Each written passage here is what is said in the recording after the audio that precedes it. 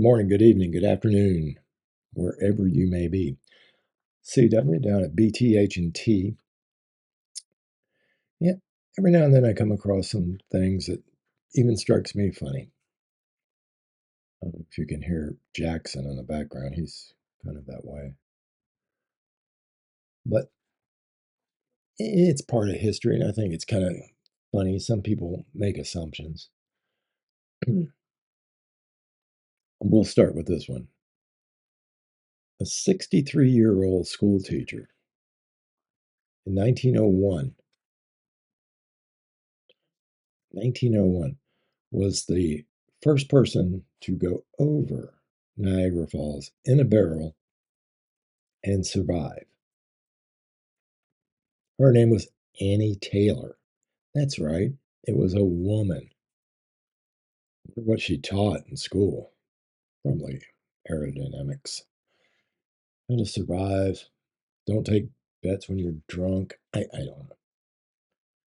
The U.S. made a 2-cent coin during the Civil War back in 1863 or 64. It was the first coin to say, have printed on it, "In God We Trust." Heads up on that one. They are no longer worth 2 cents. They are worth upwards between $80 and $400. So make sure you don't have a hole in your pocket for that one. Now, this only takes time to think about this. The Pentagon, the world's largest, I guess, office building. I know it has the most telephone lines in it, whether they use them or not now, has twice as many restroom facilities as needed. Twice as many. The reason being, it was constructed in the 40s and during segregation.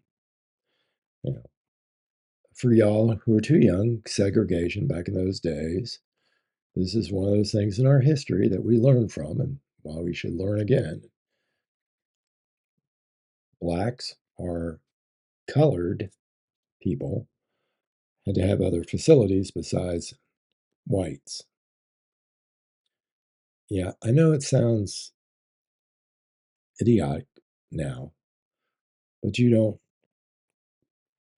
have the benefit of having people that had gone before you to demonstrate how you can make life better. But actually, they did. I mean, it was a slow, and it's still slow, but it is getting better.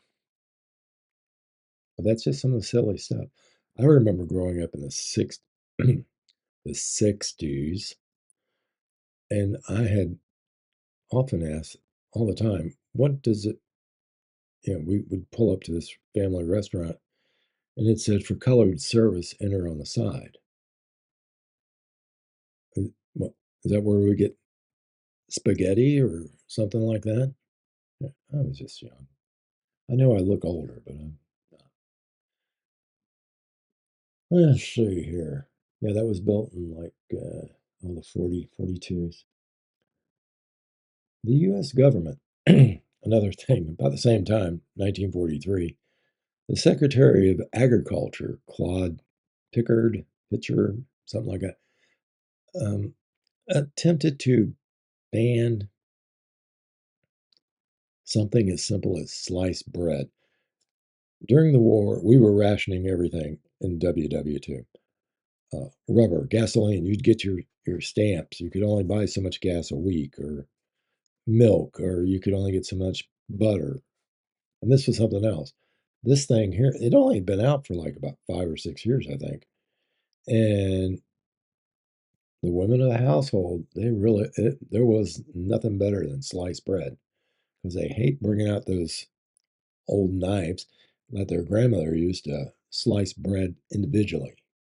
It's nothing like sliced bread. That's what it's funny how history is sometimes. Sliced bread.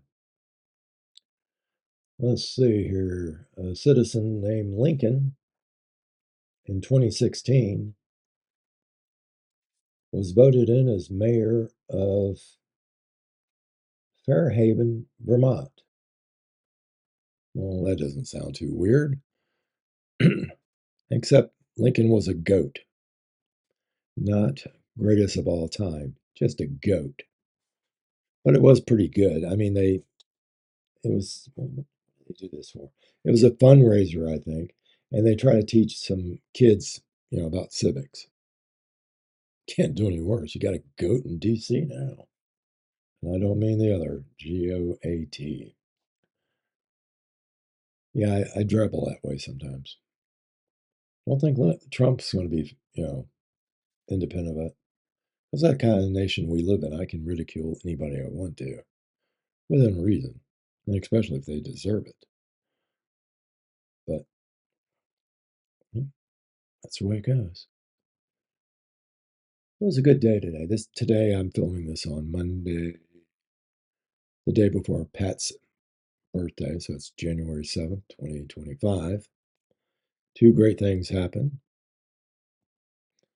Donald J. Trump's election results were certified by all of Congress.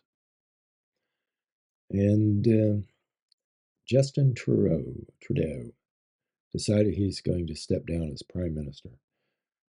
A far vast majority of Canadians are thrilled with that. He has driven that country right into the ground. Sounds familiar, doesn't it? Moving on. The first U.S. flag was not one with stripes or stars. It was the pine tree emblem. And I think that, what did it say? An appeal to heaven. This is really big in like New England, the pine tree. But that was the first, like 1775, I think. That is correct. 1999, the U.S. Mint, get this. Yeah, I don't know who did this. Produced a platinum coin worth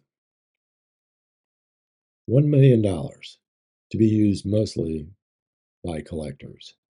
How much did that cost? Yeah, speaking of, why did we do that? I mean, I can't use one. You can't use one. Did that cost a lot to change the stamp or anything like that? And what did it say on the back of it? Because I'd like to know. Trust me, you can look at my bank account. I'm not going to have one in my portfolio. I don't even have platinum in my portfolio, and I wish I did. Um, I think this is, yeah, Charles Duell in 1899. Now he made an extraordinary statement in 1899. Everything that's been invented has been invented. Nothing else can be invented, basically. 1899. It matters because he was the commissioner of U.S. Patents Office. Let's just see what he missed out on, you know, just in a few years after that. The escalator. So he missed that one out too. The twin edge Gillette shaving razor blade, the safety razor. A radio receiver, a compact vacuum cleaner, air conditioning. One of our favorites down here, Florida. The teddy bears, neon lights, crayons. God, you can't even have first grade without that. Oh, and then there were those bicycle repair guys from Ohio. Yeah, they took a John out to, the islands, out in Kitty Hawk and the aeroplane. Yeah. And of course, tea bags. Get your mind out of the gutter, Todd. Yeah, Todd. I meant like Limpton. Limpton. You think I should end there, but no, I'm not going to. Waist overalls. Boy, could you win a bar bet with this. What are waist overalls? I'll give you an example. The inventor of them, he didn't think he had to wear them because they were for the people who labored about. He was an aristocrat. He did not. Levi Strauss invented them as waist overalls. They didn't become blue jeans until 1960s. The 1960s. McDonald's experimented with broccoli that was bubblegum flavored. Surprise. That didn't last long. The deadliest tornado in the US was in 1925. It was called the Great Tri-State, Missouri, Illinois, and Indiana. Killed 695 people. That's not the worst in the world, though. That was in Bangladesh in 1989. Killed 1,300. I didn't even know they had those, but yeah, I guess so. Rock and roll originated not in the 50s, not in the 40s, not in the 60s, in the 1920s by, what was her name? Trixie Smith. She had a song that said, "My baby rocks me with one steady roll," something like that. That's where that vulgar rock and roll came from. And it was vulgar too. Yeah, that jazz. It's just evil music. Put that right up there. The king of Siam offered enough elephants to the president of the United States to give many standing herds in the country. Abraham Lincoln somehow just didn't. Yeah, no, that's enough. We're trying to get rid of the buffalo now, so we don't need something bigger to wreck our trains. I don't know. I doubt he said it like that, but he did decline the offer. King of Siam, that would be Thailand today. In 1969, a heart rate monitor, it was patented by a man who was once part of a famous foursome in the movies. He was the brother of Groucho Marx, the Marx brothers. It was Zeppo. Who would have known? I didn't know. I had to look that up. Double check that. That is correct. 1969. But I'll finish up with this one. Here's your bar bet one. No one will ever guess. What's the best selling poster ever? No, go ahead. I'll wait. That's right. The Seddon eye chart, invented in 1862. Yeah, you know, the one with the big E, the one that Peter Falk had to remember to get into the Navy. I think a couple of other people had to remember it to get into the armed forces. Okay. Well, that's something. That's what we did today. Some of this is history, not all of it, but this was fun. I found some of these things and I had to, I wasn't going to put it in the ERU. It was just something I came up with. Thanks again for watching. I appreciate all my followers. We're at 98. Still looking for a couple more subscribers. Hit that 100 mark. My birthday's in February. I'd like to be over 100 before then. And still, but that's it.